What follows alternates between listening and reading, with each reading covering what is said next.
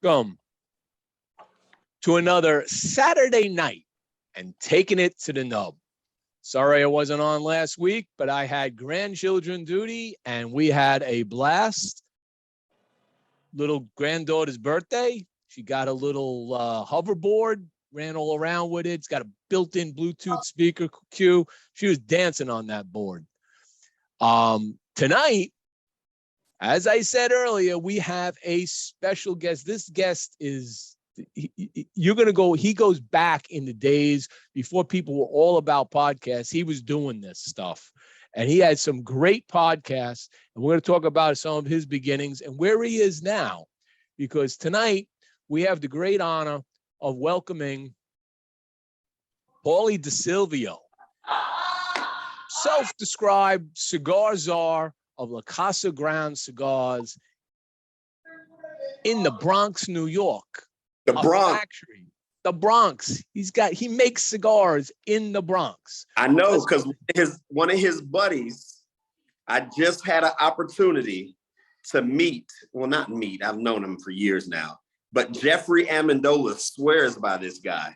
Oh, wow. Why not? They're two paisans. Let's see what Pauly has to say. Bring him in. Pauly? Got me? We hear you fine, Pauly. How about us? I hear you fine, guys. How you doing? Good. You got Pauly, Jimmie, and Huey. Hey, what's up, Q? How are you? Hey, Pauly. I just had an opportunity to sit down and smoke with one of your homies. I don't have many homies. People know me, but they may say they're a friend of mine. Let's see who this is. Jeffrey Amendola seems like he might really rock with you. I don't know. Is he? Oh lying? yeah. I was the one who gave him. I started making his cigars for him. I think 10 years ago. Oh, okay. So he ain't. He's a nice guy, family guy. Okay. All right. I don't know him. You know, like we're not family or anything. I know of him. He's a good guy. I mean, you know that his check cleared when he wrote that motherfucker, though, right? What cleared? Yeah, I said, his check cleared when you cashed it, though, right? Oh yeah. He's a good guy. No, nothing like that. He's a good guy. Who's that? The muscle? I bring muscle or something? Is that the? So this is my new this is my new coffee, Au Cafe. This is right next to my cigar factory here in the real Little Italy of the Bronx, Auther Avenue, where the Bronx Tale was filmed and made about with Chaz Palminteri. So Au Cafe is like the Starbucks in Italy, and I opened the first one here in the United States.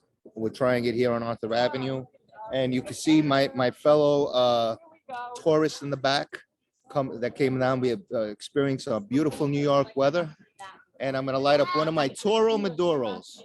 It's a 10-year age Dominican, 20-year age Nicaraguan blend, Ecuador binder, Brazilian Maduro. So let's go. So I just fired up just to get that out of the way. This beautiful sample you sent to me, and you guys did an amazing job because you put this band on it. Oh, I was just trying to kiss up to you a little bit. We were trying to kiss up to you a little bit, I think. I mean, that you did a good job. You did a good job of ripping off my logo. I love it. All right, Q, you got to give me your address. We got to send you one next. Hey, Ashley, this is Mr. Q. He needs a cigar with his label on it. You have to see the big guy right over there? Yeah. With it was a Q? C-U-E? No, just Q. Just one letter. It's easy. Oh, one letter, Q. Just Q. Oh, that's easy. You don't have to waste too much ink on that. This is my assistant, Ashley. Say hello, Ashley. She's been with me since she's 16 here. Ashley, you're doing a great job keeping them under control. I love it. So I'm not smoking one of his cigars, but Michael Herklotz just left out of the cigar lounge that I'm actually broadcasting from right now. So I am smoking the Fiero Tego Timeless. Oh, looks good. Give me your opinion of that when you're done on how it compares to the original Timeless. You talking to me or him? No, Q. Oh, Mr. Q. Yeah. So, Pauly, let's get the show rolling. And with guests like you, and some people definitely know who Pauly is, and others may not. So I'm going to ask a simple question. Who is Pauly DiSilvio? Well, Paul DiSilvio and Pauly Cigars are probably kind of two different people. Pauly Cigars is the name I adopted growing up in an Italian neighborhood. I don't want to tell you what my original nicknames were years ago, but Pauly Cigars has been with me for 25 years because I started the cigar factory here on Auther Avenue 25 years ago. So that kind of stuck with me. Just Bronx born and bred, you know, success story. Never didn't finish school, but street guy that just made it. Happy in my life. I think that I kind of created an industry where, you know, you talk about boutique cigars and stuff like this. I didn't even know the meaning of what that meant, you know, when I was just making a couple of rollers come into an Italian market and throwing cigars together. And then one person, Albanian guy, asked me to do a cigar roller at a wedding 25 years ago. I sent one. I didn't know what to do.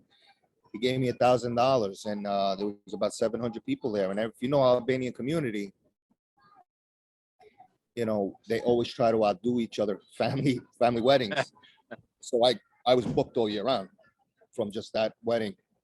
And that's part of my business. One of the biggest parts of my business is cigar catering at weddings, parties, and events. And then Paul DiSilvio was just a Bronx kid with a lot of good stories. And stories are good. And we'll probably get into some of them because I know that experience. I was basically a Queens kid with a lot of stories. Pauly on the hot seat early. No. Go ahead, shoot. So you mentioned that you don't care to share any of the childhood nicknames. Mhm. You share one childhood nickname. I don't want to sound like a dick. That's Pauly Black at one point. I was a little bit of a different person back then. I wasn't as patient as I am now. I mean, I guess if you ask Jeff Amendola in private, he'll tell you all about that. You know, that's not something I really, you know, I'm 47 years old. I have a beautiful family. And I want my son, I tell him I'm a professor in Fordham University, you know, everybody, and when people come up and say hello to me, and this, I said, well, a lot of people like that, you know, and that's, people like me, you know. How old is your son? He's actually 13, and Okay. he's the love of my life. Beautiful, good boy. He likes the drums, and he says, "Daddy, if cigars are bad, why do you sell them? If smoking's bad, why do you sell cigars?" I go, "Well, I don't smoke them. I just sell them." And he, you know, it's funny. You're not gonna get the copper mineral when you smoke this. You're gonna smell the fart of a goat that's sitting next to an olive branch conversation from Pauly Cigars. You know, there's no I'm not ostentatious, and I don't believe in any of that bullshit. I have a friend of mine who smokes what's those Black and Milds. He loves them. You know, we've given him all kinds of cigars, very expensive ones. He likes Black and Mild. It's what you like. It's what you like. like. What you like. Exactly. Do you? Exactly. You know, I hear a lot of you know, esoteric reviews and stuff like that. I don't put it down. That's fine. But you know, you asked me about if I tried this cigar when we were off camera, and I only smoke the cigars that we make because I make it it's not even a hobby or a habit. It's just to taste the blend, and I'll smoke a little bit of it and then I'll put it out. But it's not something where if someone gives me another cigar, I go save it because I think you'll enjoy it more than I will. You know, and it's not a knock on other cigar companies. It's just I love a cigar fresh off the press. That's what I like. You know, that's what I've been doing for the past 25 years. So when I'm 40, you know, when I was in my early 20s, who knew anything different? Really, you know, I'm in the Bronx. We didn't have Opus X in the Bronx. We didn't have, you know, I knew Orlando Padron. The only cigars I used to sell in the Bronx was Padrones. Why is that? Because I used to be a bouncer at the China Club, and I used to be head of security, not head of the VIP room at the China Club. And there was a gentleman who gave me a Dunhill Cabrera, and I thought that was one of the greatest cigars I ever smoked in my life. This is about 30 years ago. I don't know. I was 19, 20 years old. And then he gave me a Fuente Opus X. And at the time, I just thought it was strong. I'm sure it's a great cigar. And then he gave me a Padron Anniversary. So when I opened up my place, I said, wow, I really like the cigar. And I called them. It was Piloto Cigar Company. Anyway, I spoke to a guy named Orlando. I told him, oh, you're like, I just threw out some bullshit. You're like my heroes in the cigar industry. I love you, blah, blah, blah. I opened up the store in the Bronx and nobody wants to open me up. And he sent me like 30 boxes of anniversaries. And it kind of went, we kind of blew up, you know what I mean, with having anniversaries here in the Bronx. Wow. And, yeah, it's a funny story. And when he saw me all the years later, he says, Paul, I don't know how you pay the rollers daily, the wage, and how you even afford to, how you could sell the cigars for the price you sell them, because we're not a factory in overseas. We're here in. Sure. You're paying New York wages. All kinds of wages. Yeah. Yeah. So 25 years, and you've been basically, when did you actually start making cigars? The first 2 years, I got into a little trouble. So I couldn't work at the China Club for a little while. And I started working at a nightclub called Cafe Remy down in, it was a Spanish club down in the Lower East Side. And it was blood and guts every night. And I enjoyed smoking a cigar. I realized that on Auther Avenue, we had people who made fresh mozzarella, fresh sausage, fresh everything. So I said, we have no places to get it after you eat. We got the greatest restaurants in the world. There's no place to get a cigar. And you had Optimals up and down Fordham Road, where you can get, I guess they sold Macanudos and they smoked their own cigars. Those Black and Milds. Dutches and stuff. So I started to sell cigars in the Auther Avenue Market. It's a world famous market here in New York. The governor at the time, about 80 years ago, gave it to the Italian immigrants who were selling their goods on the street, someplace to sell in the wintertime. And hence the Auther Avenue Market was born in Little Italy. And I was doing well with the cigars. And I said, this is very boring. Retail is okay. But I mean, you're not going to make a lot of money in this, especially in New York with the taxes we were paying. So I said, let me look into making my own brand. Everybody thought I was nuts, to be quite honest with you. And I traveled, I found one guy, and we just blew up into that summer. I had one roller, and by December I had 10. And that's the story I'll tell to the day I die. You want to do something, you just go for it. You may fail a few times, but it'll happen. Now, with that, being in this business for 25 years, where, and you don't have to answer directly if you choose to, that's your choice. Where do you source your best leaf from? I mean, Nicaragua was always one of my favorites. I mean, is there like a main house you get it from, a main farm popular that people know about? I get it from a distributor through Miami and a family out in the Dominican Republic. I was using at one time in the beginning, they were very good to me, a company called ASP Enterprises. I know ASP. Yeah. Yeah, they're a very good company. They had a Mexican tobacco that no one else had at one time, and they stopped were able to get it, and that was the beginning. That's that real dark Mexican tobacco. It was delicious. It was like almost creamy, nutty, and very mild. But if you mixed it with the Viso Nicaragua, it was here we go. Now I'm starting to talk that loud. I get very bored with these things. I mixed it. It tasted great. What happened was we have so much short filler from that I only make about 106 a year with the short filler from the cigars I had from 25 years ago, which is pretty cool. And I'll make those cigars, and it's short filler, but people love them. The taste is outrageous. But you make like a Cuban sandwich? Is that what you're doing? Is a Cuban sandwich cigar where they put the short fills 333? We just here we just put it into the short filler. It's chopped. We don't do it all the time, and it's a special blend that I'll put out once in a while, and I'll inbox privately people that I know will really enjoy it, and if they want to have it, they can have it. or I'll give it to the people I know the best that were with me for the 25 years. So throughout these 25 years, do a comparison. When you first started, when you were rolling cigars in your place, how many cigars a year were you making in the beginning, and how many are you making now? That I won't say because of the IRS case that I had. What about 10 about years. what about percentage? What about percentage No, growth? I mean, large. we make as many cigars now, to be honest with you. We've always made a shit ton of cigars. Of course, now it's a lot. But to be quite honest with you, when I first started, it was very outlaw. I didn't know what I was doing about permits and taxes and all kinds of crap like that. So, you know, the government will give you enough rope to hang yourself when they know you're doing something wrong. You know, I'm thinking, okay, I got the proper permits and stuff, and you're missing one, and you're not maybe paying taxes on that one.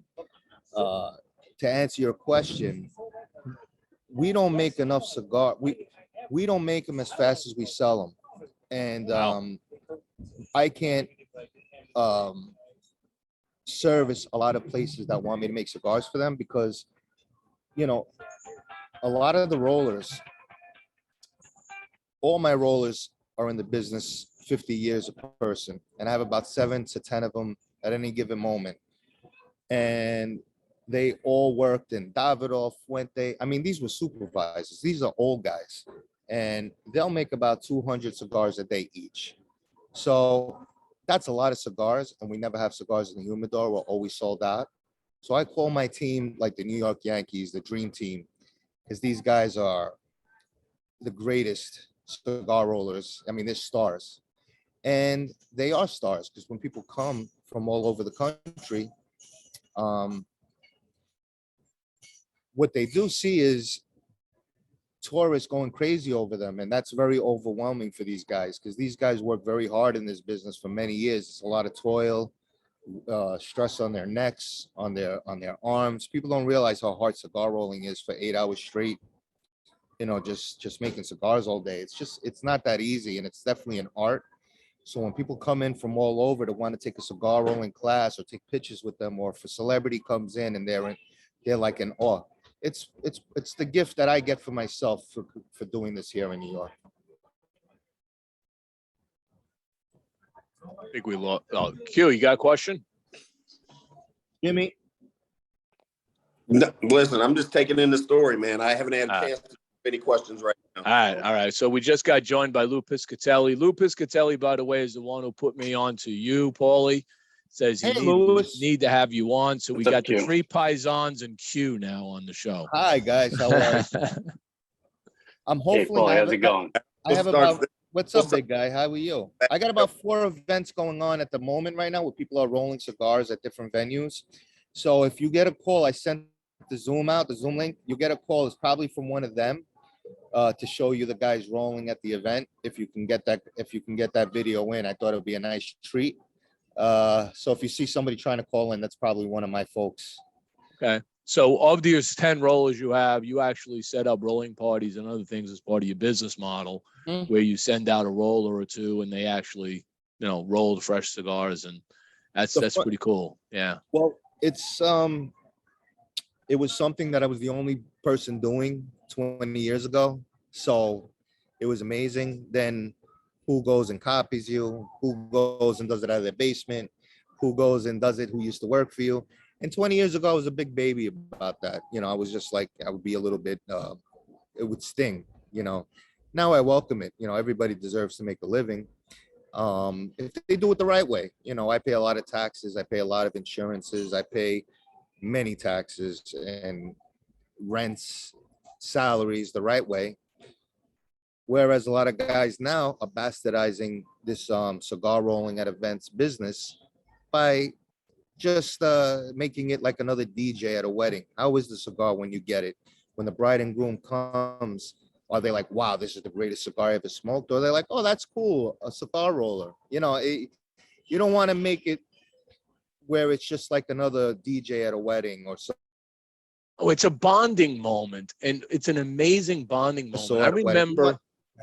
I remember when my company, we did a huge internal kind of sales services event down in Miami.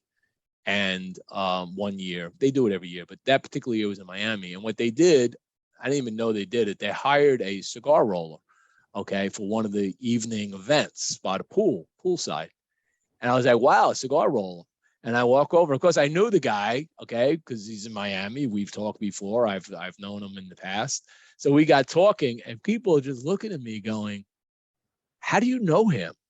And I'm like, well, I mean, I kind of do this thing on the side. You're like the big famous cigar dude on the you know, and then we just started, and I started to find all my colleagues that like cigars, right? Which was great because then we all sat on the side, puffing away on cigars one evening and having a great conversation. And they were asking me questions, and I was teaching them all these different things because they're casual guys, And now I get to go to another one of these in Vegas in December, okay. And I can't wait to get together with all my fellow cigar guys and show them around Vegas because I have shops that people know who I am there too. And I'm just going to walk in and be like, hey, it's Boss and Jimmie. How you doing? Boom. Hey, sit down, guys. I got a place for you. And they're like, just have a blast. Boston Jimmie. Who's that guy? That's right. They don't know. There's a few don't know that how know. popular you are, man. That's pretty cool though, right? It is fun. When you're known by your peers in your industry that you like, it's kind of special, and it's kind of special. It is as small as I am, but it's still you have following, and I can truly appreciate some of the really big guys that whether they're in the manufacturing side, the media side, whatever. What it feels like to like go into a place and people want to take a picture with you, or I had somebody actually ask me to sign a box of cigars for him. And I was just like, I'm just the guy, man, that just talks about cigars. I said that to you this week. I mean, the guy came from Belgium. The story, he gave me Belgium chocolates and a shirt that says #1 La Casa Grande fan. He started to cry hysterical. My workers looked at each other like, do we have to jump on top of Pauly so no one hurts him? The guy's breaking down hysterical in front of me. And I was so moved by that because he was a great guy. He's been watching me for 10 years. And I was like, he met his family, because I had a show on YouTube called Item of Fridays. I interviewed a lot of celebrities on there. I have a big Instagram following, a huge Twitter following. TikTok following. And this guy really moved me the way he's told me how much I had an impact on his life. And he actually got to take a class. I gave him a class, cigar rolling, a tour, and let him roll cigars. He went in and got a tattoo. I think I showed it to you, Jimmie. LCG, La Casa Grande Cigars, tattooed on his arm. And I was just like, wow. So I'll get people like that to come in. Because of the internet, a lot of people know you that you can't believe know you. People from Afghanistan, people from Nigeria, people just come by and they're like, "Oh, Paul, I want to meet Pauly Cigars." It's definitely moving, It's amazing. Like you said, I'm a kid from the Bronx. People know me, of course, in New York, but I mean to have someone know an older woman in her 60s from Afghanistan wanting to meet me is she don't smoke cigars. Like it's pretty wild. That is amazing. Congratulations with that. Jimmie, you remember the one time I had asked you to sign my right breast and you told me no? It was like I always sign left breast. It was okay. It was the left. I get it confused sometimes. My bad. Yeah. You asked me the wrong thing, so I had to deny it. My bad. That's it. Let me take a quick break. I want to shout out the sponsors of the show tonight. And then when we come back, I want to dig into, Pauly, with you on not just cigars, but your other businesses that you have now on Auther Avenue and how you have grown kind of an enterprise for yourself on the street. All right, go do that. Pay the bills, baby. So today's show is brought to you by... Before you light your next cigar, be sure to check out Cigar Medics, the makers of the patent-approved humidimeter. The humidimeter is a tool designed to display the relative humidity inside your cigar. With this device, there's no more guessing. Simply insert the probes into the foot or cap of your cigar, and you can instantly know if your cigar is ready to be smoked. Buy now on cigarmedics.com and see site for other cigar accessories. With the humidimeter, you'll know when to hold them and know when to smoke them. And I can tell you, I have my humidimeter with me with the cigars that Pauly sent me to check out. Fresh roll. They were a little wet when they came in, but now I know that they're absolutely down at 69% and smokable, and this is an extremely pleasurable cigar right now. Today's show is also brought to you by... Well, before you light your next cigar, excuse me. I want to be Calvin. It's funny. Get ready, because Drew Estate is back and better than ever, with a party so big that only the Lone Star State can contain it. Music, spirits, mouth-watering barbecue, cigars galore, and so much more. It'll be the most epic shindig there ever was. Barnsmoker presents Savage Feast, October 22nd at the South Fork Ranch, Dallas, Texas. Get your tickets now at barnsmoker.com. Yeah, I don't think there's any more tickets available. That event is happening next weekend, Friday and Saturday. Q and I will be down there covering that event for both days.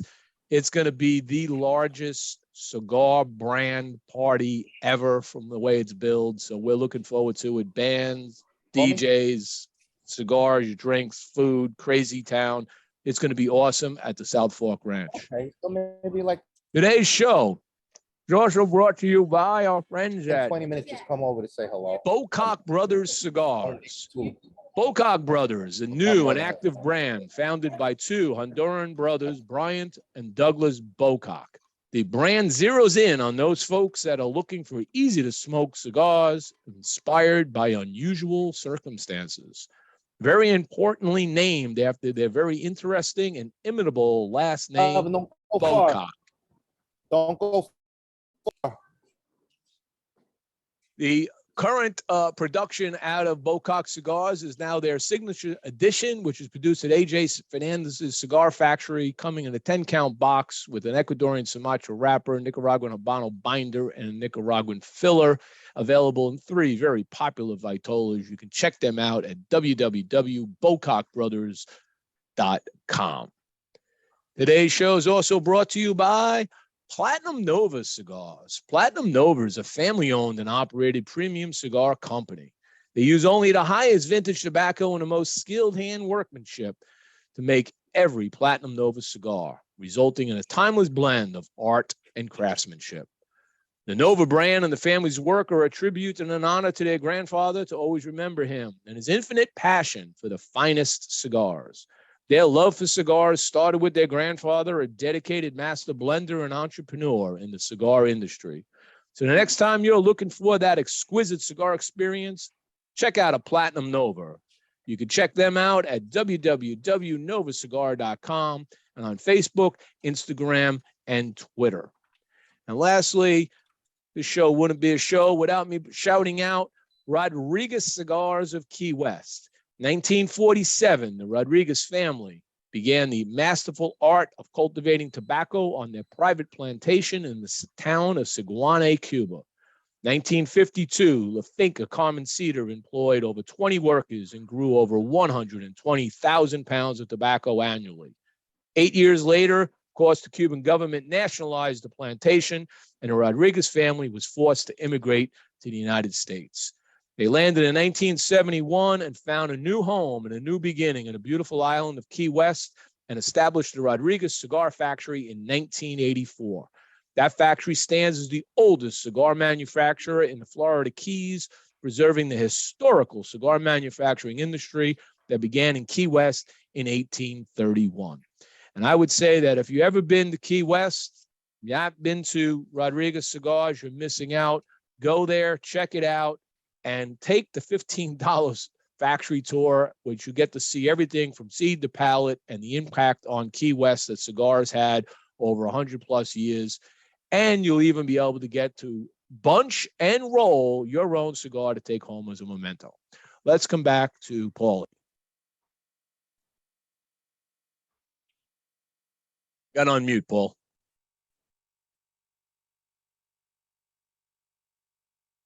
Got me? So let's get into what we were talking about just before that break.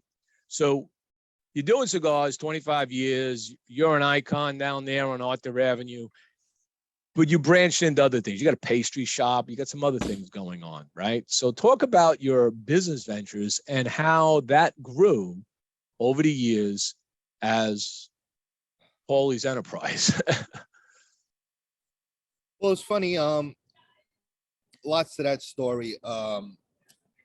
Again, never having gone to school, dropping out of school and being a guy that really didn't excel. I didn't excel academically. I always try to figure out different ways to make money. As far as businesses, when the cigar thing took off, it was like something, it's like strapping a rocket to my back, and the sky was the limit.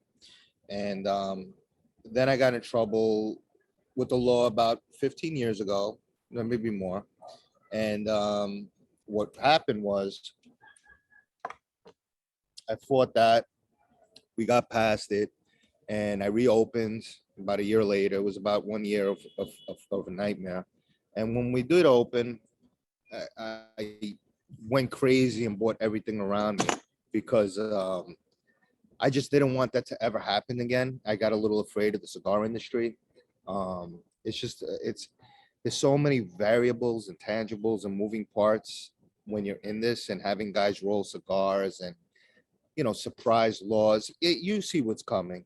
You see what's coming down the pit. So in my mind at the time was like, open up every business you can think of, and sushi restaurant, an outdoor restaurant. I made a cafe. I mean, I just tried everything you could.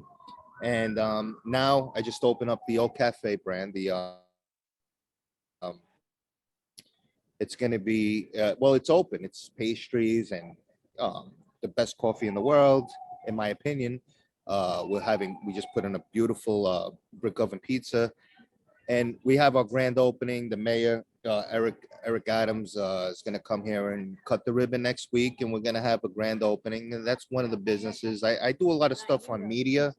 I had a great run on YouTube about 10 years ago with doing shows, and I had somebody cut them up really nice, and they were really well produced YouTube shows, and we started getting really big guests, and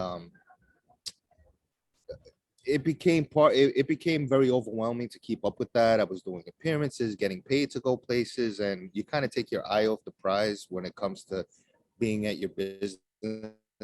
I'm not a comedian, and they gave me in studios, because that was the name of the show, Light 'em Up Fridays, and I only did 4 of them, and I couldn't do it anymore because it was just a lot of stress. I was producing my own TV, and getting the guests was just like crazy. And at the end of the day, I forgot, like, I'm a cigar guy. Like this is, I don't mind doing entertainment. We did a reality show.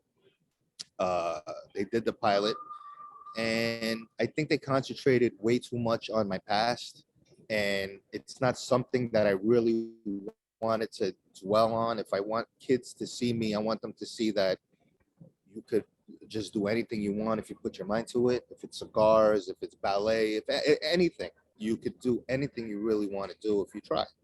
And I don't want to glorify a certain type of existence. We all grow, we all go, we get older.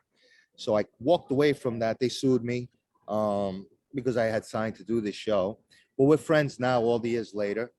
And we're actually filming a show called Flavors of New York.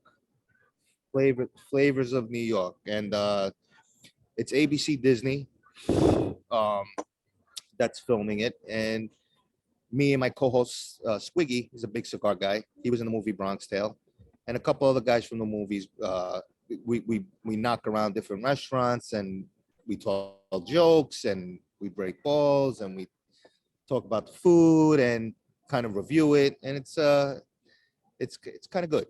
And we have our first episode, for a full pilot episode, and it should be coming out in a couple of months.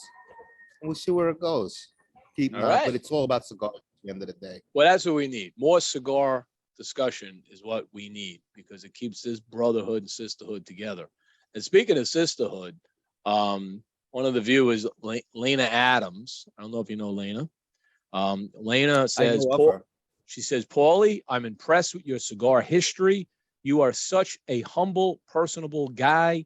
You get people together for good times. That's a beautiful thing. Keep doing what you enjoy and love. I think I met, ask her if she came to one of my charity events. I think I met Lena like 20 years ago. Did she come to one of my charity events? Well, we'll see if she chimes in on that. She's watching. So Q or I think Lou? I've met her before. Q or Lou, you got any questions? I actually have a question.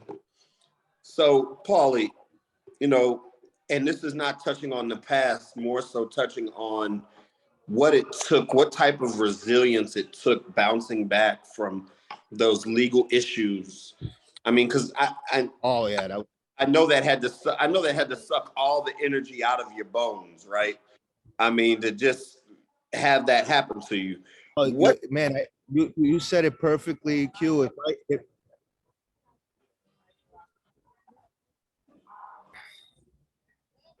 something's happening with this, that it's Q froze. Q, did you say something? I'm sorry. No, you were going. Go ahead.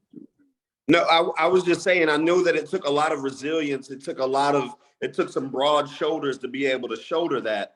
What was that like bouncing back? Like when you had all that happen and then you just had to pull yourself up the bootstraps and say, hey, listen, I'm still going to be this great guy, even though they're trying to cast this shadow on me. What was that like? Tell me a little bit, shine a little bit of light on that. That's great. Yeah, it was a nightmare because I just had my son. I was never planning on having kids. And, you know, I was in my 30s and I have this little baby now. And it was, you know, you kind of groomed for, all right, you're going to get in trouble. Maybe this is going to happen. And you go, you know, you do your time or you don't do it. You know, it's up to the individual. I would have fought my case. And, but when you see people, you know, ransack your house and go through your little kid's underwear drawer, I mean, it could really numb you up. And then when you go through a year of where they freeze your bank accounts and you have nothing, and you're like, you know, breaking your balls, you know, to make ends meet, you know, they kind of break you down where you're like, okay, listen, let's just move forward with this. Let's get a guilty plea in, you know, and move forward, you know, and let's just get this done. Coming back is hard. And, you know, do I have the energies to go through that again? Maybe not. I mean, it's just hard. An old timer always told me, you're going to get pinched for the things you never did. You'll get away with all the shit you did do, but you'll get pinched for the shit you never did. And it's so true because it was a bullshit case. But, to be quite honest with you, it drains you mentally. So, and if it drains you mentally and financially, you're kind of always going to remember that. And what did I do to, you know, you just got to just keep going forward. You can take your days where you say, when you stay in bed for like 3-4 days, and that's cool. You know what I mean? You owe it to yourself if that's what you want to do. But you got to get up and really just like, you have to think, what is it that I have to do today? And just do it. So did you have a lot of family and friends support you through that process? Did the family and friends? Oh yeah, I have. My parents are amazing. My parents are amazing people. You know, my dad is an amazing guy. My mom is the greatest. They all came from humble beginnings and made themselves very, very successful people. I didn't really need to be that type of person at that time. One thing I've never done is I've never in my life, ever in my life dealt a drug. I've never in my life done anything when it comes to, you know, females in the opposite sex, you know, with the strip clubs or anything like that.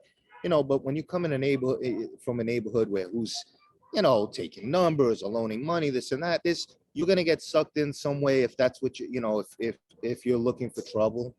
And I had an easy job. I didn't have no job. I was working in nightclubs at night, You know, I wrestled all through high school.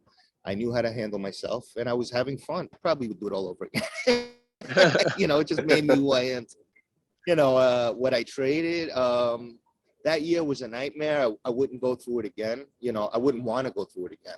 If something like that was to happen again, it would be a nightmare, you know, but you get through it. And, you know, the cigar industry is very odd. You know, you have a lot of rules and regulations when you do something as, there's so many moving parts again to this business, and it's a very weird gray area when you have people rolling cigars in the Bronx, and there's a lot of legalities involved.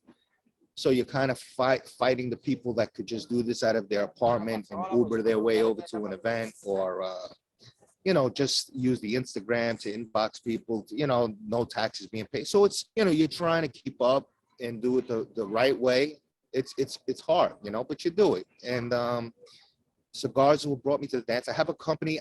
Because of legalities, I can't say I signed with the company who's going to do distribution for me, because it's 25 years, right? You know, I think I owe it to myself to try to take this, you know, to another level. Even though I don't make them as fast as I sell them, I could do this on a larger scale somewhere else. I've taken on that project. Hopefully by May, we can drop it, and I'll have people distributing it for me overseas as well. And it's a big deal. And if it works, it works. There's a lot of companies out there. It's a very hard business, but you just got to try and see what happens. I have a great story. I know everything about making a cigar. And it, like we say, it is what it is. Whatever's going to happen, happen. How many cigar manufacturing licenses are there in New York City? I know of you and Martinez. What other Martinez ones? is a great company. Yeah, they're great. They're a great brand. But if you want to know the truth, I'm not going to get into who's legal, who's not, because I don't know what they're. I don't want to shout anybody else out, because I don't know. In general, I don't know. I don't know if everybody has their stuff in order.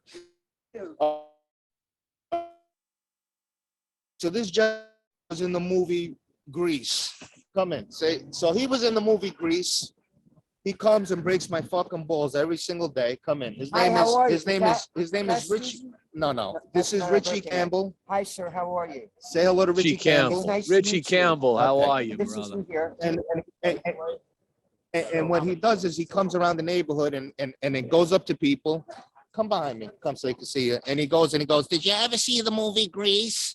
And they go, yeah, we've seen it. And he goes, well, I was in the movie. And then he makes you sign an order. You know, he signs an autograph for you. And that's his racket. But he was in the movie Grease, imagine. And he breaks my balls every single day. Say hello, Ryan and Gail. Oh, the great people. Great people. Ashton, get him a glass of wine. Get him a glass of wine. Go ahead. You got it? No, you're welcome. Hey, we got somebody else.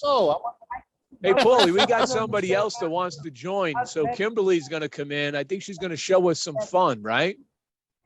She's at an event right now. So yeah, I'm going to bring her in right now. She wants to show you a cigar rolling as it's in process. Thank you, brother. Get a glass of wine, please. Hey, Pauly. Could she get it? Could she get in? What's up, buddy? How you doing? Hey, I made that for you. This was a cigar. Remember, I called you if you could do a last-minute event for me, and it was right during the snowstorm this winter. Yeah. And you went over to Jersey. Your guys went over to Jersey, and this was from the event for the guy's 50th birthday party. Oh, that's awesome! I remember that. You guys was a hard pulled event it off. To get to. It was like everybody canceled that night because of the snowstorm. I know it was brutal, and I said, "Listen, we're gonna make sure you get paid if you get there." Yeah. Nah, you saved the day, man. A lot. Saved the day. You support me a lot. Yeah, you support me a lot. So, people that show me love, I show love back to them. Always. By the way, Lena Adams says the event was Big Angie Wine Sale. Rest in peace. Oh, yeah, that's my girl, Big Ann. She passed away. Salud, buddy. You're welcome. I'm on a fucking show live and you want to have a conversation. Can we do this later? These people have lost their fucking minds.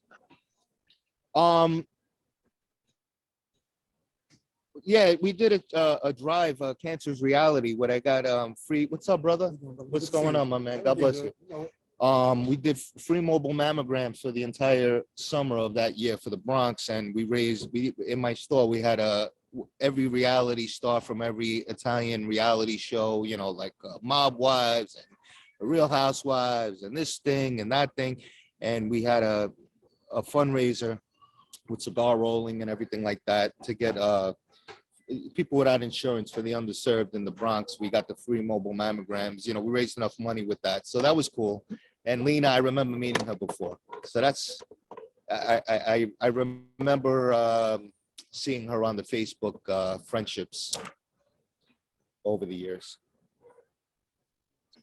So in the 25 years of doing this, what is your like most memorable moment? I can't answer that. There's so many. And the thing is, sometimes I'll just be sleeping and laying and waking up and I'll remember something that was either cringe and I can't believe I did that, or there was something that was amazing. I mean, we've had Joe Torre in the store, George Bush, but when he was running for president with Tacky. Sorry, I can't hear anything.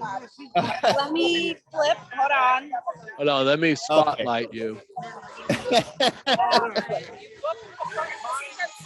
So this is us at an event, one of our events, and they're rolling cigars. Now, if this is like too blurry and it's not adding anything to the show, just shut it off. It's fine. Where is this? This is one of my events tonight. I think this one is out in Rockland County, New York, and that's my roller. One of them, Amadeo. And he's just rolling at the event and showing people the lost art of cigar rolling. This is what you see every single day at my store. Guys rolling cigars. We have a real factory. She doesn't know right now that she's just you know, she can't see us, I don't think. So she just put the phone down. So if you honestly, if it's not adding anything to the show, cut it off. But you can see some beautiful Maduros there. Yeah, absolutely. Right. Beautiful. This is another gentleman. If you could come in, I don't know if you could see him. He's an artist. He was just featured in the Daily News a couple of weeks ago. I forget your first and last name. James. I know him as Prophet. That's his. He's a very famous artist, and he gets a lot of money for his work. And he was featured. Very humble guy. Comes and sits in my store all day. Says 2 words to nobody, and jots down these little pictures and stuff. And I saved them all because one day, you know, I think that'll be my retirement. You know, selling his little doodles. But James De La Vega. Look him up online. So what's his medium? What's your medium? These days, Instagram. Not a drawing, writing. Instagram. He does a lot of writing, and you won't be able to hear him. He talks solo, so he talks solo. It's more philosophy and stuff like that. Oh, but he's okay. very. I mean, he comes to my store. You got people taking pictures with him all day. He's very well known. Fantastic. And he very expensive art, but I mean, he's the most humble guy you ever met in your life. Very humble. And these are the people that come through the Bronx. I mean, you would never think it. You would never think it. And thank you so much. I appreciate it. Great. Listen, great to be here. Yeah, he's a great man. Great Only, guy. only in the Bronx can we have this type of interaction on this show. So when I grew up, right, back in the 1960s and early 70s, the Bronx was a place. The Bronx was a place we generally didn't venture into a lot, especially even with the family. I had an uncle up there, a great uncle that lived up there. We would visit at the Elks Lodge up there. But other than that, we never really did. Everybody was like, my mother grew up in the Bronx, hopping rooftops with her brother and telling the stories, but then they all kind of left. Has the Bronx now, in your mind, really gone through a tremendous rejuvenation, or is it just a section of the Bronx? Listen, let's not kid ourselves. We have a lot of problems here in New York, all over, and a lot of problems in different parts of the country. I think our mayor now has been hit with a lot of stuff that the previous piece of shit left us with. And, you know, I'm not going to get into politics, but we really have gone through it. And de Blasio was left with a very, very safe city. And he left us with a shit show. We have a lot of work to do. So wow. The Bronx, Little Italy, Auther Avenue is amazing. It's beautiful. We have security all day long. There's parts of Brooklyn that are amazing, Queens, but you know, there's problems in every state and every, you know, we have our problems, to be quite honest with you. But you could do so much in the Bronx if you come. If you're not a Yankee fan, you still can go to Yankee Stadium and see there's so much baseball history. If you could walk right down the roadway to go into the Bronx Zoo. When you finish with the Bronx Zoo, you go across the street and you get into the Botanical Gardens. And after the Botanical Gardens, you go eat at one of the greatest restaurants in the world. So, I mean, there's so much to do in the Bronx. Hey Pauly, how far are you from Papa Juan's? Oh, there by Yankee Stadium, if I'm not mistaken. I could probably get there in a 10-minute drive, 8-minute, 7-minute drive. I had an opportunity to visit there. That's the only reason why I was asking. When you started, you know, my dad is the director of maintenance for the New York Yankees. Wow, and he knows them very well. Wow. Yeah, yeah. So he's looking right forward across. to a ring this year. You got to see one of his rings. I should. He stops in all the time. My dad's one of my best friends. My dad, my son, and my mom, and my wife. So we have a very tight knit, friendship. But my dad will show you one of his rings. And back to Papa Juan's, he knows those people very well. If you're ever in town again, guys, please let me know, because we'll have a blast. There's a lot for us to do if you come in this part of the neck of the woods. There's a lot for us to do. I'll have to figure that one out. Yeah, I forget when I took the train. I took the train from Lower Manhattan to the Bronx exit. I mean, to the Yankee Stadium exit, and I got off. Took the A train, huh? Yeah, and I got off. I came up the steps, and it felt like I was in a completely different country. People were selling fruit and shit out on the corner, and you know, I looked and there was people. I mean, it was crazy. Like, it literally, you get off the train and you walk up this flight of steps and you feel like you left downtown Manhattan where everything is so bougie. And then you go to the Bronx and people, it's like, hey man, hey, you want this t-shirt? Get this t-shirt, man. And here's New York's finest right over here. Oh yeah, there you go. Officer Murray. And these guys watch our backs all the time. They're always in this neighborhood, and they do the job the best. I like that they're walking the beat. I like the fact that they're walking the beat, that's the best thing in the world for any big cities, to have the Blue walking the street and just getting to know shop owners and people, and just show that they have a human side to them. Yeah, it's not always keep you feel safe, but they also show the human side of the police officer that says he's here to care and protect those around. And old school, my old school brother over here, Calvin. Yes, sir. My man helps keep La Casa Grande and Old Cafe tidy. I know him for about 20-something years. Good man. Good man. He calls me boss, but I'm no one's boss. He's the boss. He's the host. I like Calvin because he did a bank robbery, did his 24 years. Imagine doing 24 years in jail and not opening your mouth. So he could stick around by me anytime he wants. Thank you. Had a very hard life, but he hangs around. Got any funny stories from my friend in the cigar world? Some things I used to do, I don't do anymore. But I still suck a good cook. Get out of here. No, get out of here. This is a clean show. Snitches get stitches. All right. And I'm going to take another quick break, go through what's new in news and reviews on Stogie Press. When we come back, we'll kind of get into a semi-lightning round, ask some quick questions, kind of learn a little more about Pauly, the human, not necessarily always Pauly, the cigar guy. And then we'll see where it goes. Thanks, So, buddy. so this week on Stogie Press, I got in 3 cigar reviews. You can't talk like that on a live show. Oh, you got to come back. The first one was the Amendola Family Cigars Signature Series Cannoli, Connecticut. Yes, that rating is what I feel this cigar is worth. Now, I've reviewed all 3 of their line, and I find this one to be the best of them. I was quite surprised with this cigar. This is a Nicaraguan cigar made at La Zona, which is the Eric Espinosa factory. It's a Corona, a $9 cigar. And I was just getting the only thing they disclosed on it was that it has an Ecuadorian Connecticut shade. The rest is undisclosed in the binder and the filler.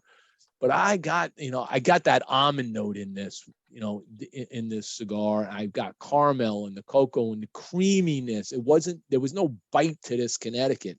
It was so well blended, had that floral notes coming through with the fruit and the natural sweetness, and it had that nice gentle spice at the end that just kept you interested all the way through. Burn-wise, this cigar absolutely had a beautiful burn, a very decent ash cone. Picked it right back up, nice clean burn going down. So I would say that the only real dig on this was at a flat but scented burn cone. And this is one I would definitely say you buy a box of these and you'll be very happy at breakfast time with your cup of coffee or a cappuccino or espresso. We also took a look at the Osgener family cigars, the Bosphorus B55. Now, Osgener, for those that don't know, Tim Osgener was his father was the founder of CAO, and he had him and his sister were involved in that. They became Osgener became a silent partner with Crown Heads there, but he decided to branch out on kind of on his own and build out this one called the Bosphorus. The Bosphorus is named after an area of the Straits over in Turkey where his family's from. So it pays tribute to the family, and it also pays tribute with the band here. The OZ is his Oz. It's an art thing he does in Nashville, Tennessee. So you can read the story up here on it. But this cigar, nice looking cigar, nice marbling, beautiful reddish brown. I mean, it's really enticing looking, nicely packed. Burn wise, not so bad, a little off there. But then it got wonky. And then I had a couple of these and they kind of did the same thing. So unfortunately, I like the flavor. I like to try these in the other Vitolas that they have, but it did require that major touch up, which definitely dinged it on the points. And it had those waves and off burns in it. So flavor wise, it's spot on, but it just gave me troubles in the second half. So that's why it got dinged down on the points. And then I also took a look at the latest Cigar Clowns. So I'm sure you're familiar with the Cigar Clowns. The 5150 is the latest one that they just did the drop on. These are completely sold out. So I review these as a favor to the company and tell them what I think of it. This cigar here doesn't have a lot of information on it. They never give you that much. They do tell you that they have a hybrid Nicaraguan Maduro Habano wrapper, undisclosed binders and fillers. It's a $12 cigar. And I was getting some chocolate and cocoa creams. There's a lot of chocolatey nuances that came in here, varying between just a dry cocoa to a chocolate to a dark chocolate. There was a natural sweetness. There's this great nuttiness to it. But it also had this umami note that kind of popped up for a little bit. And it wasn't long lasting, but it's always nice to get this interesting twist when you're smoking a cigar. It's like, wow, that's different. And that's what I got from that. But the cool part is these cigars came in this cello. Look at that cello. That cello is yellow. And that's because these cigars have been sitting around for a while. They hadn't decided to let them go yet. And when they finally did the drop, they had a little less than 5,000 of them, and they finally did the drop. So these cigars have been hanging around for a while and just aging inside the cello. So decent cigar. Did have a couple burn issues on it. It was going down. So comes in at an 89. Check it out if you want it. If you know somebody who's a clown, I'm sure they can hook you up with maybe one for a trade. In the news, I don't want to belabor the news too much. I'll go through it real quick. Rocky Patel and Phillips and King have offered the grand re-entry of the Old World Reserve. So you can start to see the Old World Reserves coming back on the shelf. Quality Importers has unveiled the global NFT gallery collection. So those that don't know, Joe Grow, who used to work with Drew Estate, was the social media director. He branched out, and now he works with Quality Importers and is responsible for all their marketing that's coming out. This is some very cool stuff that they're doing. They connected with a couple of great artists to design the humidors and the cutter. Luciano Cigars has been come out with another clarification this week on the ownership.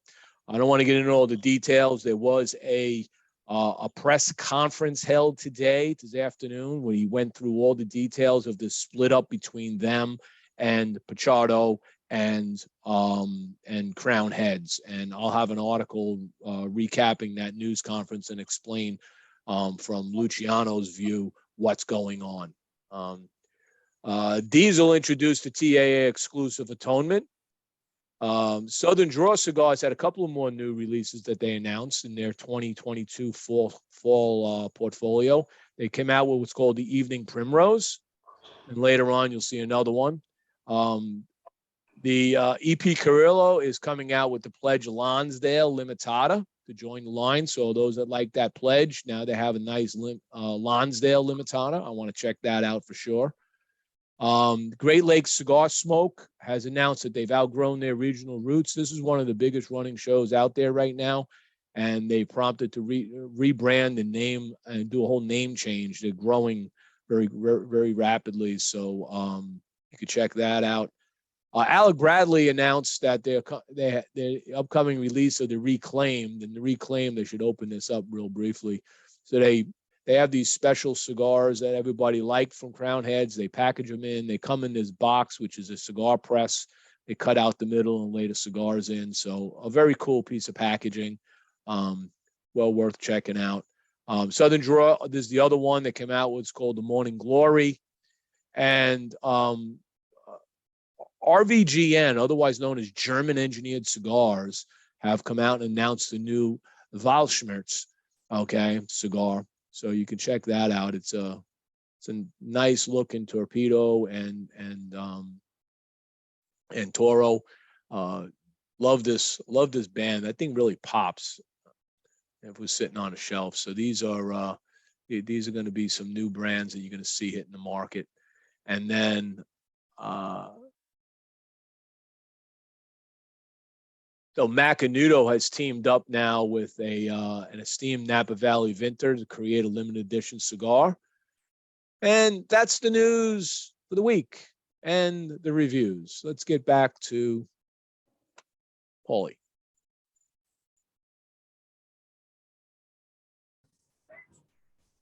All right.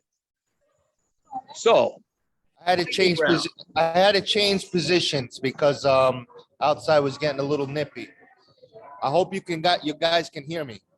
Yeah, we can hear you just fine, Pauly. So well, let me hit you with something real quick, because we didn't speak about cigars much, and that's my fault, because sometimes it just gets a little boring for me. And that's something that's totally it's not always the time. I love to just sometimes get away from that. But I have a 10-year age Dominican Nicaraguan 20-year age Nicaraguan blend that you're smoking right now. I think that's my cigar. It's called the Jailbreak. It's shaped like a chisel. That's usually what we put in the cakes when you're doing time. And if you ever want to buy some of my cigars, they're guaranteed to be made that day. And you go to lcgcigars.com. I was just about to put that up. Thank you for that segue. This is my partner, really stole my fast. thunder. This is my partner, really fast. His name is Anton Raya. And he's my partner in the coffee business. And he brought Do you have me on the screen, Jimmy? You're at the top of the screen right now. Perfect. So you got Anton over here. We brought O Cafe over from Italy. He's part owner of Patsy's Pizza, famous Patsy's in Harlem. And anything about coffee, ask him. He's one of the biggest coffee salespeople in America, among other things. And tell him what to do when he come into New York. Well, Quickly. When you come to New York, welcome to our cafe. We will give you the best espresso you ever had in your life. And pizza. And pizza, well, we're gonna do Italian sausage and pepper and a black Angus burger, aged burger. Okay. Do I get the lemon rind and the anisette? I can't see you. What the fuck is going Do on? I get the lemon rind and the anisette? Yeah, you'll get the lemon rind. You'll get the lemon rind. All right. He doesn't like to put any sugar. He gets mad if I put sugar in my espresso because he makes it so good. The coffee's so amazing. You don't need coffee in that espresso. Of course not. All right. So let's do the lightning round. Go for yours. All right. Before I do that, let's go real quick back to this. I just want to, you gave the segue. I was popped it up. So yes, if you're interested in the craft that Pauly has, this is his site. It's lcgcigars.com. Okay, they're down on Auther Avenue, 2344 Auther Avenue in the Bronx. You can come over here to his store. You can shop cigars.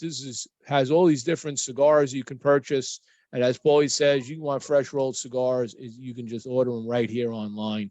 And check this out. This is a beautiful website he has set up here. It's very easy to navigate and find the information you're looking for. So if you want to get cigar rolling done, or you want baskets or custom baskets made, Pauly does everything. Thank you, Jimmy. You're welcome.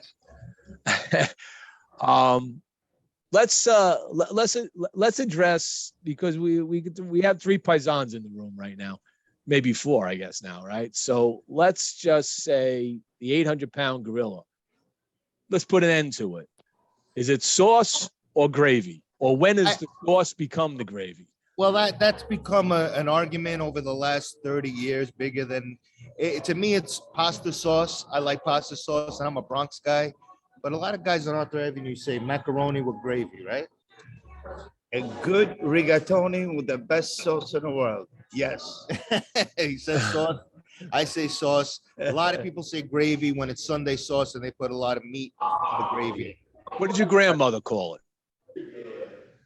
My grandmother would call it gravy, macaroni and gravy on Sundays. Yeah, the old ones called it gravy. Yeah, but pasta and sauce. But I love Spanish food as well, right? Bronx, born and bred. We like that pernil, pasteles, arroz con pollo. I love it. You like a good? Do you like a good plantain? Platanos. Yes. His wife's Puerto Rican, so he knows all about it. I know everything about Puerto Ricans. I have a banana tree in my backyard. And of course, here in Florida, they're not like real long bananas. And I talked to somebody once about bananas, and they said, over the many years, we've bastardized bananas to kind of get them to grow a certain way so they're more presentable. But the real bananas don't look like that. So I took a crop of my bananas and I cut them up.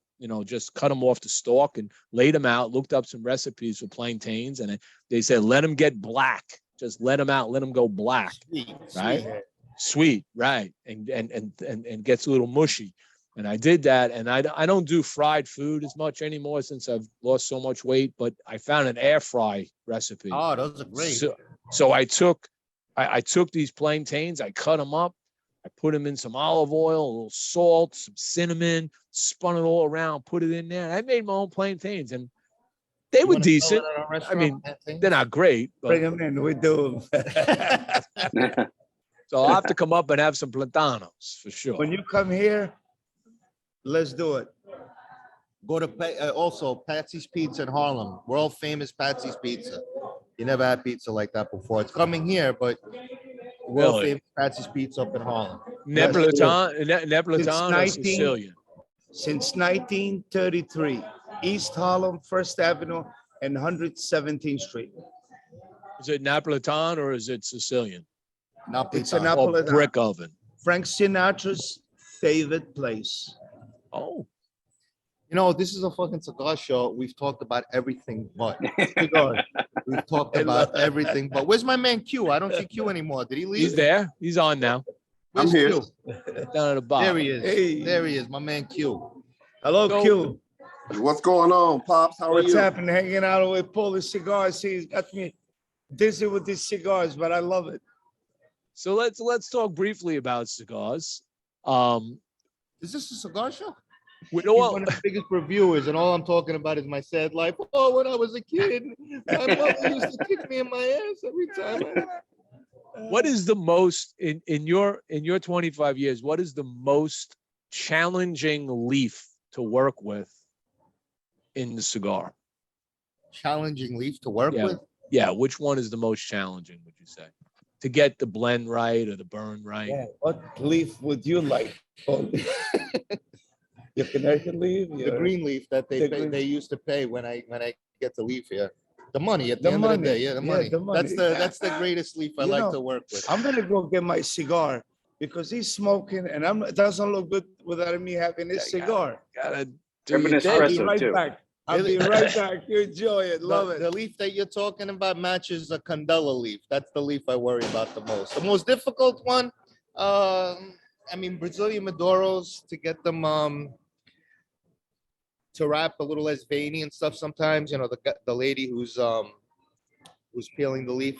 I have an amazing lady who does that all day long. And the challenging leaf, do you mean challenging to purchase or Challenging to work with as far as blending, I'm not gonna burning.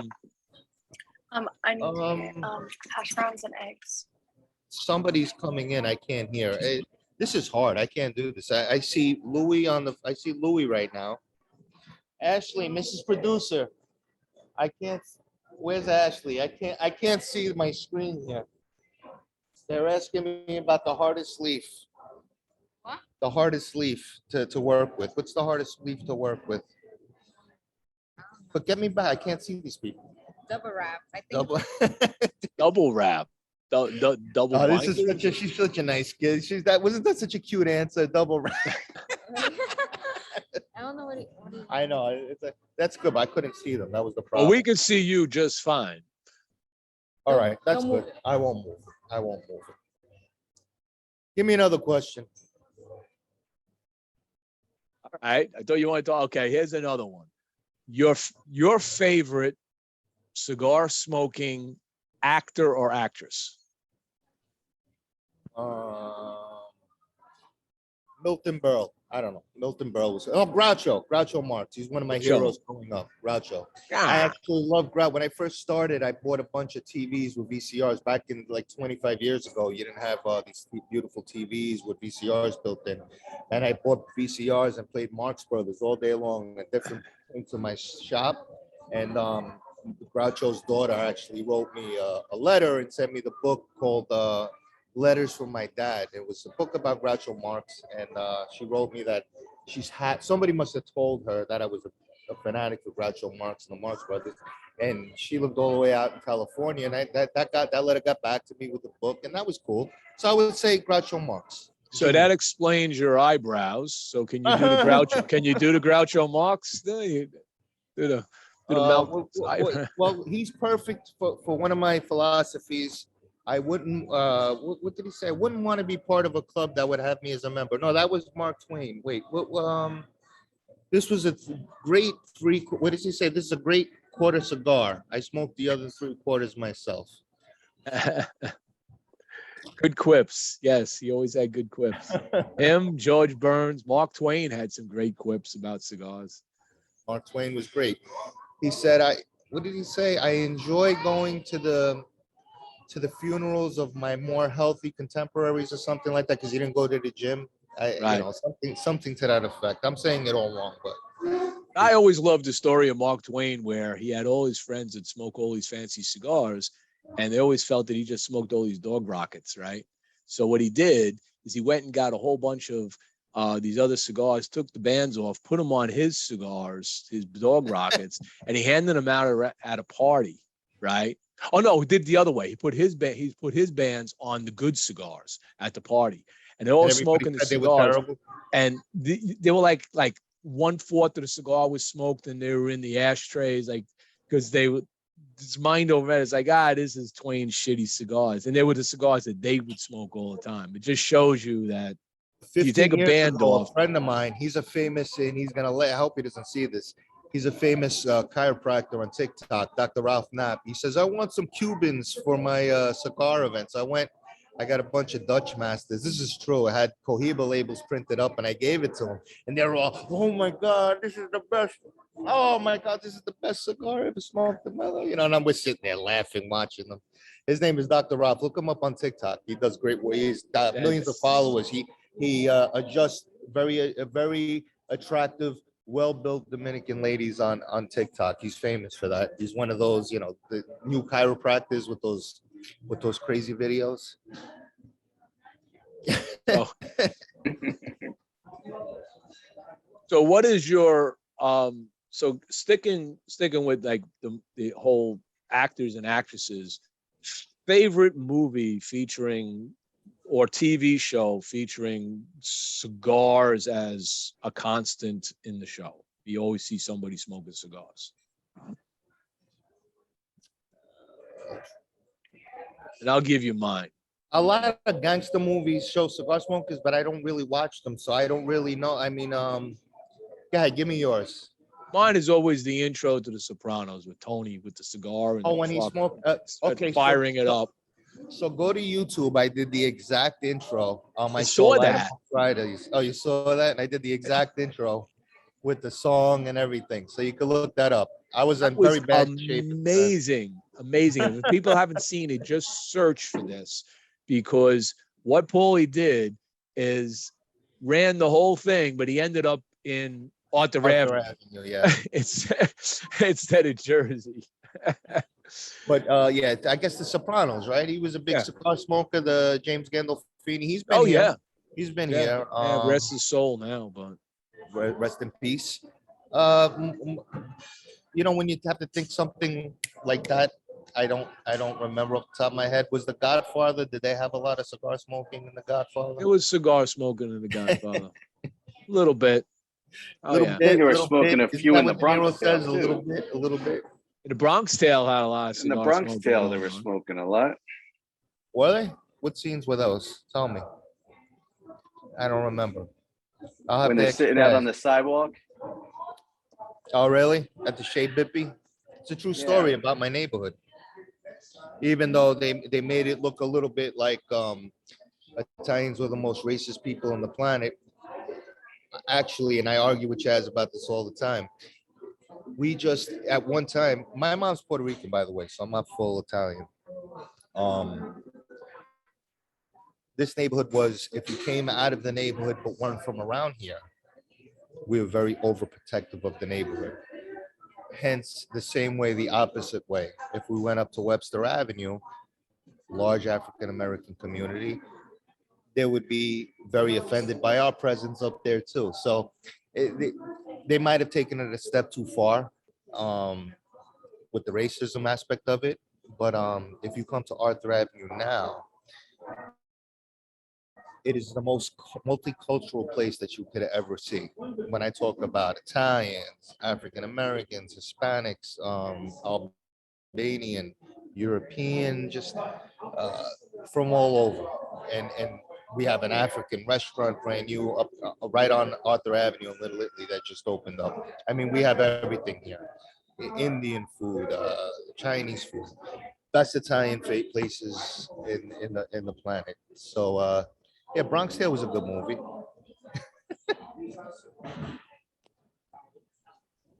So you've been really good friends with Chaz Palminteri for a while, right? Oh yeah, we're very close. Stay tuned for some really big news when it comes to Chaz and the movie A Bronx Tale. I went to go see the show when it was just a one-man show. I don't know, I want to say 40 years ago. I would think I was a little one.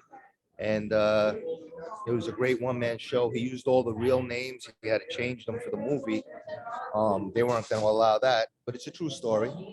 And it's a classic. It's definitely a classic. Yes. And whenever he comes into our store, it's a big to do. So we're gonna see. We're gonna see. Stay tuned for that.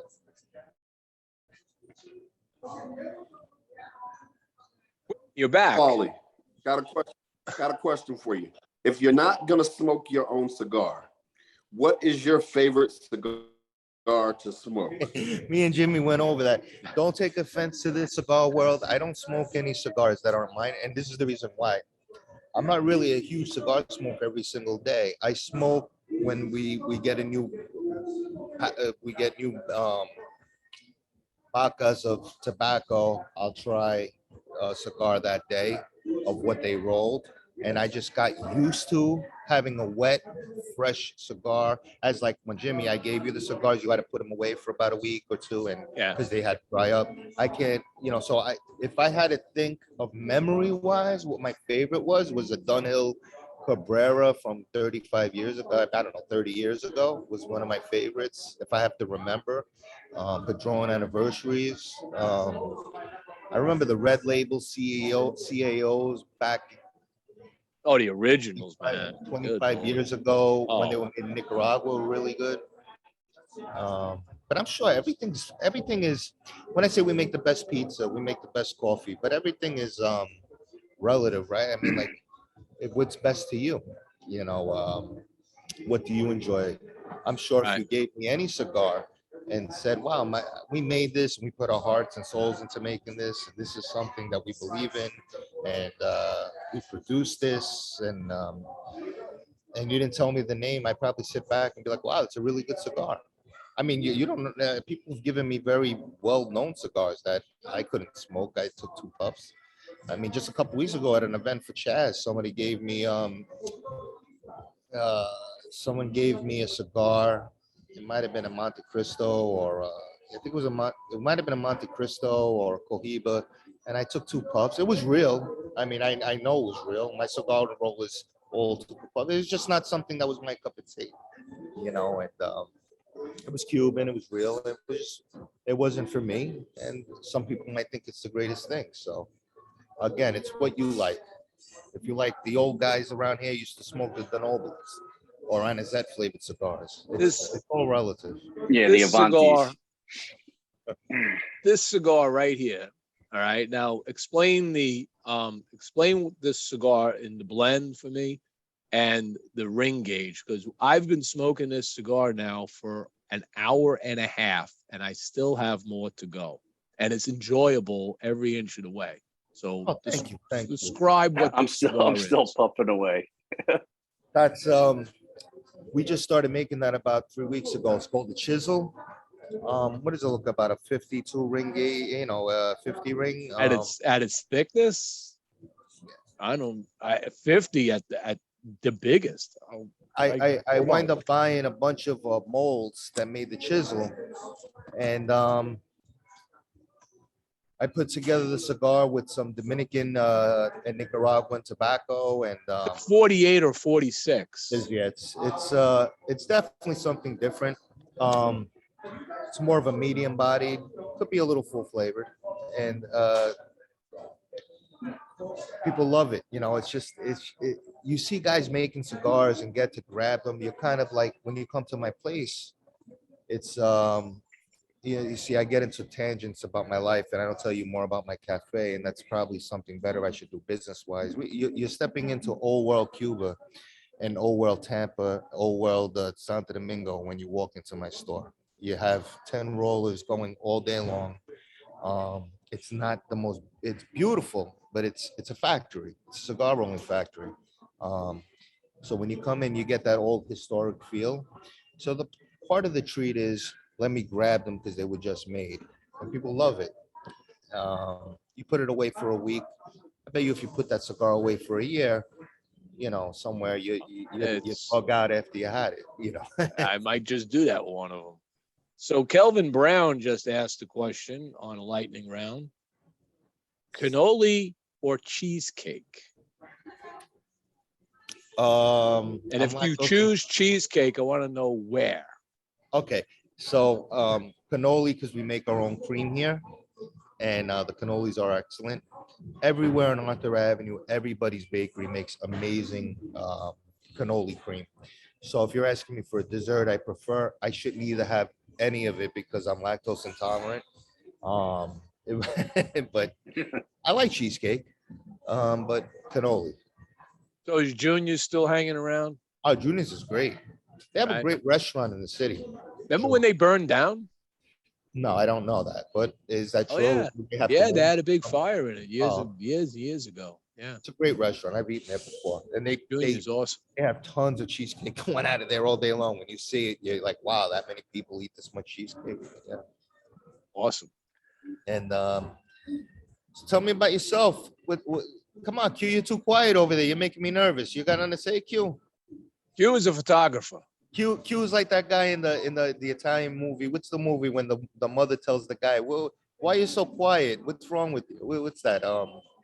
After they just chop the guy up. Remember that?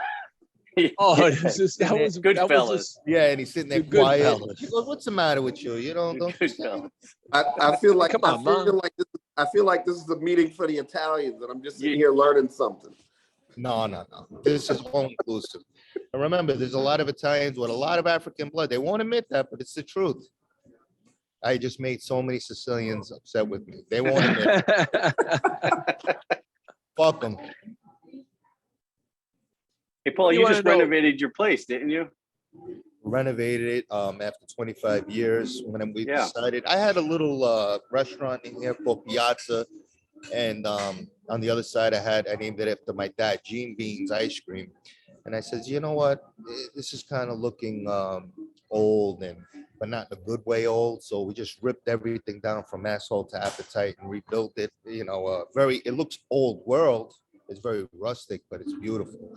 And we decided to make the restaurant and the ice cream dessert place one big beautiful pizza old cafe, and bring the beans. We don't sell American coffee here. It's all Italian coffee. If you come in, and Italian wines and Prosecco's, and we have a full bar, full liquor license coming in as well. Nice. So Now, anybody, you could come chill with me, have a few cocktails. what is the parking situation on Auther Avenue by you? If I was to come up there and had a rental car, where do I park it? Because the last time I was on Auther Avenue, it was a Well, pain in if the you're ass. coming to see me and you know me, you call me in advance, and then I have a gentleman outside waiting, and he tells you where to park, and he watches your car. If you don't know me, it's a lot of parking tickets that you can get, but I mean, it's worth it. You know, it's worth it. You know, it's like you went downtown, you pay $50 anyway, right, to walk around. So It's like Q and I in Boston. We parked in the North End, man, and I swear to God, we was like, I don't think I had a legal parking spot, but in Boston, they've got like signs. They got signs on streets about parking, like California has signs for don't do this, don't do that. I mean, it's just like you can't park on this day, on this hour, but this day, but that day, this time, That's this New York. time. You just Oh yeah, you just don't. You can't understand the sign, so you don't know whether you should park there at all. Because I love Boston, by the way. I love Boston. I love Philly. Great. Those are town. great cities. All great cities. Listen, I spend a week in Boston one night.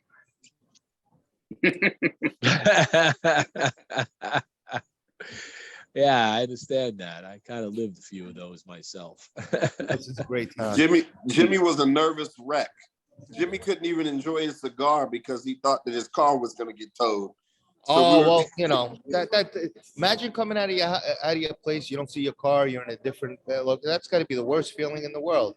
Especially when you had to drive back to Hartford, Connecticut the same night and catch a plane the next morning, and the place doesn't open up until Monday because we were there on a Sunday, so you couldn't So get. you know what you should have did? You couldn't Park retreat. Right. Should have found a good parking spot. You could have relaxed with Q. We ended up leaving halfway through the cigar place that we went to. We won't talk about it. I didn't like it anyway. So it sucked. We went outside and we literally just sat on a construction thing, just looking over at the cars, finishing our cigars and just watching. And if anybody used to travel a lot together as a team, making appearances, is that we've been doing it through the Drew Estate Bond Smoker stuff this year. We've been going to different places. We're going down to Texas to do the Barn Smoker down there, and the Savage Feast, and then we'll see where things go next. You know, how many years you guys been doing this? So Q's been with me for a year almost. We've been, but me and Jimmie have been kicking it involuntarily now for like 3 or 4 years now. So Yeah. we would always bump into each other without travel plans, and we would just sit down and kick it and talk. And I would hear Jimmie tell these great stories, and then so I used to always keep up with Stogie Press, and I used to watch his show. So one day I was like, "Yo, Jimmie, I would love to be on the show," and he was like, "All right, let's make it happen." And so we've been rocking it now for about a year. So who's the Johnny Carson? Who's the Ed McMahon? Who's the host? Who's the co-host? Quinton's the co-host. I'm starting trouble here. Jimmie's definitely the host. I'm more the Sammy Davis Jr. A little heavy for Sammy, but that's okay. It's the new rap. It's the new Rat Pack. It's the new Rat Pack. That's right. That's not nice. No, but we'll make you even more heavier if you come down to Arthur Avenue. But Stogie No, Press, because I would have to walk every fucking way. Well, you know the problem about Arthur Avenue is 7 days later you're hungry again. yeah, but to answer the other question, so Stogie Press itself, we're coming up on, I think, 10 years next Can year. you imagine? I've been selling Stogie Press here. They used to send us, so we never signed up for it. They used to send it to us for free. We used to. It's Cigar Press. Oh, really? No, but I think That's Cigar Press. Is it? Well, so what is Stogie Press? Because I don't do print magazine. I'm only online. We'll always Cigar be Press. online. Okay, there you go. So yeah, Oh Cigar my God, Press. how embarrassing! I got you. That's okay. Does that happen? That's okay. It happens. Okay, I apologize. No, we've been doing Now it he's gonna now jump for- off. He's gonna leave now. He's not who you thought you were. We've been doing it. We've been doing it for close Jimmie's the to. man. We've been doing it for close to 10 years now. The show itself, Take It to the Nub, one of the things I did is when I started this, everybody was jumping on podcasts right away. And I said, no, I want to establish the site, Stogie Press, first, get the viewership up, get it to where I want it to be. And then I'll launch and work the whole podcast into it. And that took, we've only been doing the podcast now for 3 years. So this is our third season. Time.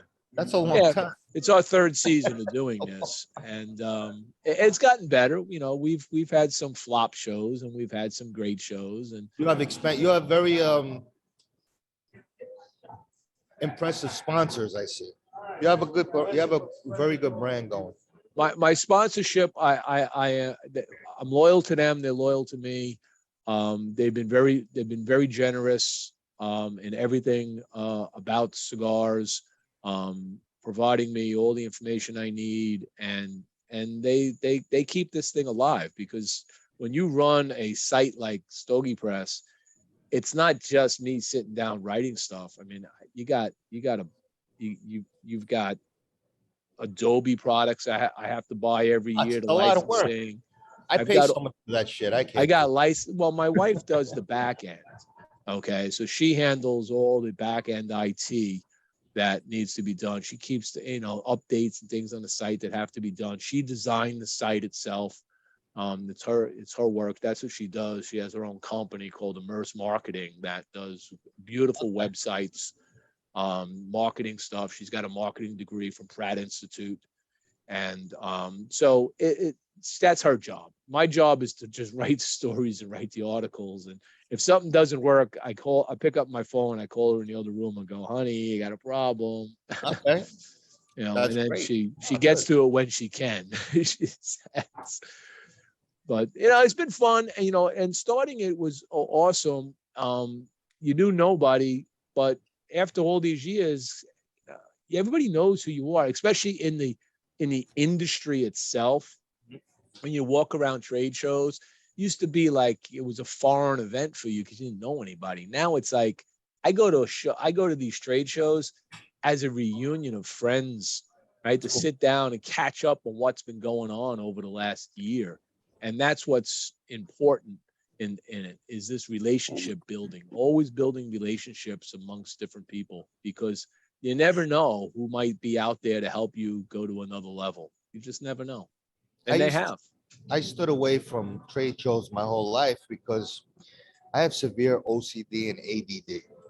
Very, and if I get on medication for it, it stifles my creativity when it comes to cigar and making and the cigar industry and business. So if I go to an event like that and somebody's talking about an idea and it sticks in my head, I'm just worried that it'll stick in my head and I'm copying other people. And when I go to an event like that, I might be afraid that, wow, this is the trend that's going on. Why am I not doing that? And a guy like me, that'll be in my mind and it'll bother me. So what I do is I hide from all of that, and I just throw a bunch of shit that sticks against the wall. Whatever sticks, I go with, and I'm blinded to everything else that's in the industry. Because you can go crazy if you go on and you see this podcast, that podcast, this woman, who is just opened up a cigar brand and someone's making it for them, and that one, and that one, and that one. And how they get to that level? Hey, you can make yourself crazy. So I kind of stay away from all of that. I'll have to get out there now because we're going in a different direction. But when you're in the cigar business, sometimes seeing too much of the trending stuff could make you go into, pigeonhole yourself into right, and doing the same old thing that other people are doing. So I try to, I've never gone because of that. I always said, wow, I'll probably see something that I'll really like and maybe do it without remembering that I've seen it at this trade show. There you go. All right. So we've gone well beyond the hour, and this has been great, Pauly. What I want to do now is I'm going to open it up for an after her. If anybody wants to join, just hang out for a little bit while we finish our cigars.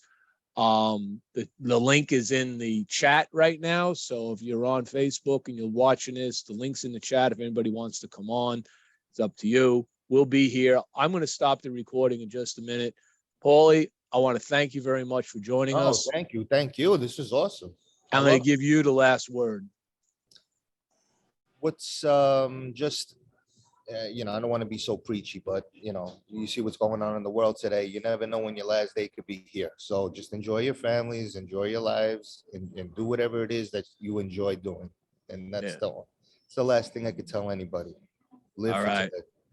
Thank you very much.